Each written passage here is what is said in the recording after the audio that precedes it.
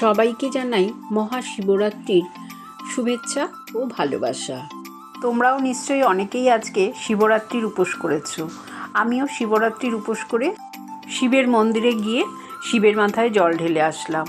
বাড়িতে এসে আমার বাড়িতেও শিব আছে, বাড়ির ঠাকুরকেও পুজো দিলাম।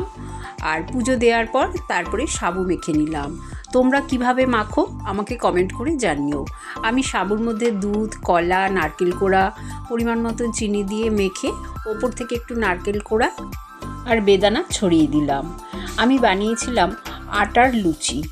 আটার লুচিটা ঘিয়ে ভেজেছি আর বানিয়েছিলাম সুজির হালুয়া।